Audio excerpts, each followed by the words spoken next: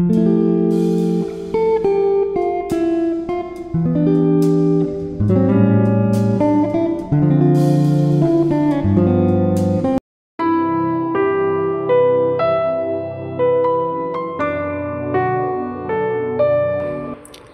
Everyone, আসসালামু আলাইকুম।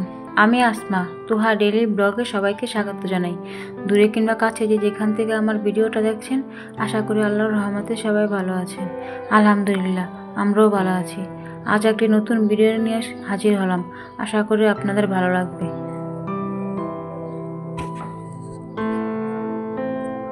তো সকালটা শুরু করলাম এক গ্লাস চিয়া সিড ভেজানো পানি খেয়ে।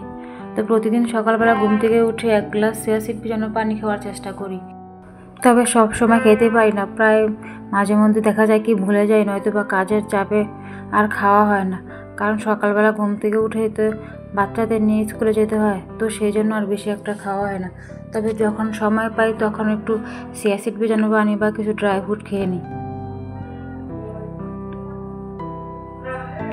ড্রাই ফ্রুটটা শরীরের জন্য খুবই উপকার, সাথে চিয়া সিড তো যদি সময় সুযোগ করে একটু খাওয়া যেত তাহলে সবসময় অনেক উপকারই পাওয়া যেত। তবে ওই যে সময় সুযোগ হয়ে ওঠে না বলে খাওয়া হয় না।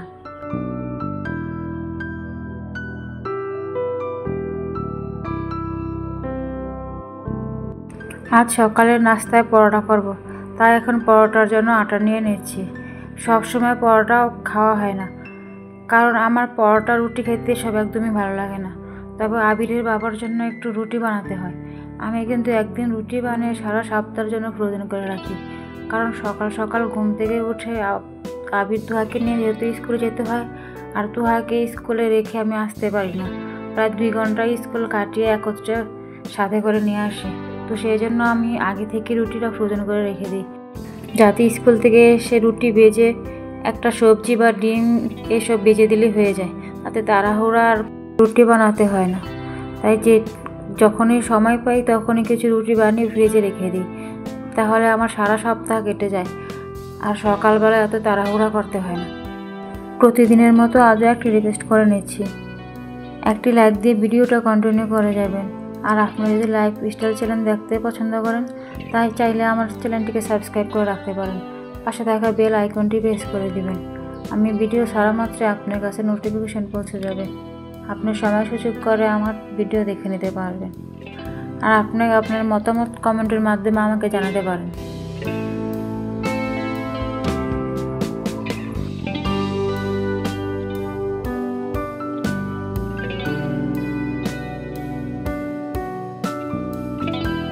আমি সমস্ত পরোটা বানিয়ে এখন এগুলো ভেজে নেব।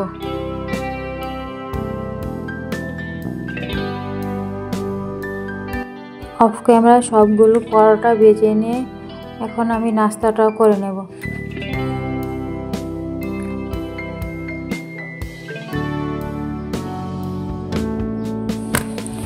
নাস্তার পর যে প্লেট বাটি জমা হয়েছিল, তো সেইগুলো এখন পরিষ্কার করে নেব। আমার কিচেন কাউন্টারটা যেহেতু একদমই ছোট, তো সেই জন্য প্লেট বাটি জমা রাখলে আমি এখানে কোনো কাজ করতে পারি না। তাই নাস্তা খাওয়ার পরপরই সমস্ত প্লেট বাটি বা কাজ করার পর যত প্লেট বাটি জমা হয় তো সবগুলো আমি ধুয়ে নিই। আমার যেহেতু কাজ করার কোনো হেল্পিং হ্যান্ড নেই, তো আমি সবসময় আমার কাজ আমি একাই করি। ঘরের সম্পূর্ণ কাজ আমাকে একাই করতে হয়, আর এত প্লেট বাটি কাজ কর্ম কোথা থেকে জমা হয় সেটাই বুঝি না। আমরা ঘরে কিন্তু মানুষ খুবই কম, তারপরে অনেক কাজ জমা হয়ে যায়। যেহেতু বাচ্চাদের ঘর, সেজন্য কাজের পরিমাণটা একটু বেশি হয়। তবে সাথে সাথে কিছু কাজ কমিয়ে নেওয়ার চেষ্টা করি, কারণ জমালে আবার সে আমাকে কাজ করতে হবে। তো সেই জন্য যতটুকু সম্ভব হয় কিছু কাজ কমিয়ে রাখার চেষ্টা করতে হয়।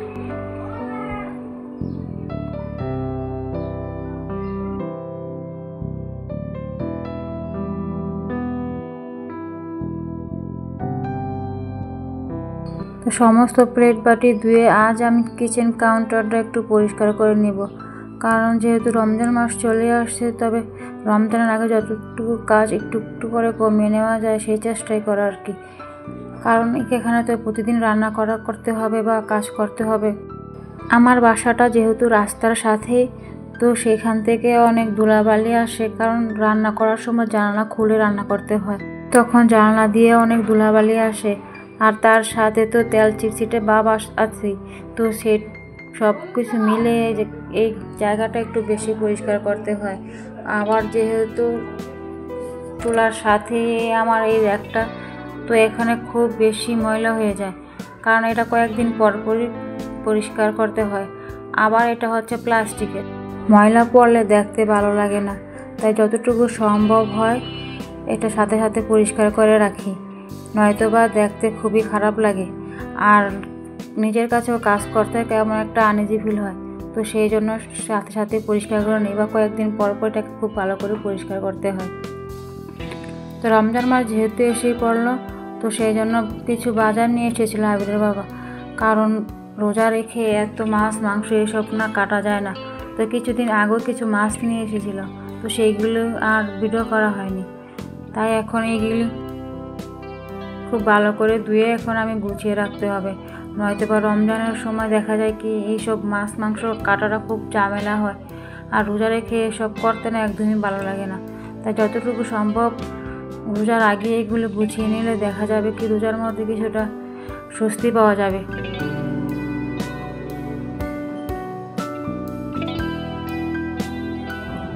এখানে 2টা রুই মাছ আর ছোটো চিংড়ি মাছ, একটি কক মুরগি আর 2টা ব্রয়লার মুরগি নিয়ে এসেছিলো, কারণ এর আগে যেহেতু বাজার করা হয়েছিল তো বলছিলাম যে কিছু কমিয়ে আনার জন্য, কারণ মাছ আবার অনেক দিন ফ্রিজে রাখলে খেতে ভালো লাগে না। রোজা রেখে এমনিতে বেশি কিছু খাওয়া যায় না, তার মধ্যে আবার যদি ফ্রিজে মাছ রেখে অনেক দিন রাখা হয় তাহলে কিন্তু খেতে একদমই ভালো লাগে না। তাই যতটুকু সম্ভব কিছুটা টাটকা ফ্রেশ খাওয়ার জন্য অল্প করে বাজার করতে বলেছিলাম, যাতে পরবর্তীতে আবার নিয়ে আসা যায়। তো এখানে আমি সব মাছ মাংস ধুয়ে এখন আমি বক্সে করে ফ্রিজে রেখে দেব। আর কিছু বেলে মাছও নিয়ে এসেছিলো, তবে সেগুলো আর আমি কাটিনি, এগুলো আমি আমার বাইরের বউকে পাঠিয়ে দিয়েছিলাম, বলেছিলাম কেটে আমার জন্য রেখে দিতে, তো ওই বেলে মাছ কেটে আমার জন্য পাঠিয়ে দিয়েছিল। তো সেগুলো এখন আমি বক্সে করে নেব। পরে দেখি যে বক্স খুব কম হয়ে গেছে, তো সেই জন্য কিছু মাছ আমি পলিথিনে রেখে দিলাম, কারণ আমি যেহেতু আগে মাছ নিয়ে এসেছিলাম তো সেইগুলো আমি ফ্রিজে রেখে দিয়েছি। তো আর দেখি বক্স নেই, তো যতটুকু সম্ভব বক্সে রেখে বাকিগুলো আমি সব পলিথিনে রেখে দিই। আর পলিথিনে মাছ রাখলে দেখা যায় কি ফ্রিজটা তাড়াতাড়ি ময়লা হয়ে যায়, তাই যতটুকু সম্ভব হয় আমি এগুলো বক্সে করে রাখারই চেষ্টা করি, আর দেখতেও ভালো লাগে আর ফ্রিজটাও ময়লা হয় না, আর মাছ মাংস খুব সুন্দর ফ্রেশ থাকে। তো এই জন্য বক্সে রাখারই চেষ্টা করছিলাম, তবে বক্স না থাকার কারণে আমি অনেকগুলো মাছ মাংস আমি পলিথিনে রেখে দিলাম।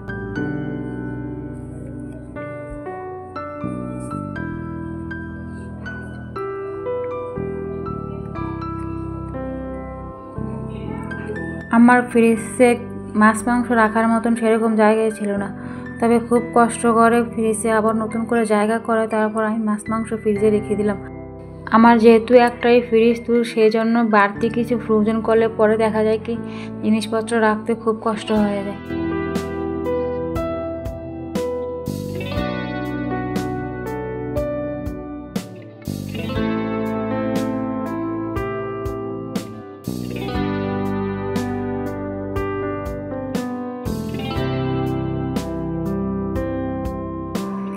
তো এখন আমি সব কিছু জায়গা মতন রেখে দিয়ে আমাকে আবার দুপুরে রান্না করতে হবে, তো সেই জন্য যতটুকু সম্ভব হয় ফ্রিজে ঠিকঠাক মতো রেখে দিয়ে এখন আমি দুপুরে রান্না করার জন্য আবার চলে যাব, নয়তো বা দেখা যাবে কি দুপুরে রান্না করা অনেক দেরি হয়ে যাবে, যেহেতু বাচ্চাদের ঘর তো ওদের জন্য আবার তাড়াতাড়ি রান্না করতে হয়। 1:30 বাজে আবার আবিরকে আরবি পড়াতে আসে, তো তার মধ্যে আমাকে ওকে খাইয়ে রেডি করতে হয়। তো এখন সবজি নিয়ে এসেছিলাম, তো সেইগুলো এখন রেখে দেব। আজ আর সেরকম বেশি কিছু রান্না করব না, শুধু সবজি রান্না করব, ডাল আর মুরগি ভেজে নিলেই আজকে আমার দুপুরের খাবার হয়ে যাবে। তো অফ ক্যামেরা এখানে আমি সবজি ডাল আর মুরগি ভেজে নিয়েছিলাম। এই ছিল আজকে আমাদের দুপুরের খাবার দাবার। আজ এই পর্যন্তই, সবার সুস্থতা কামনা করে এখানেই বিদায় নিয়ে নিচ্ছি। আল্লাহ হাফেজ, আসসালামু আলাইকুম।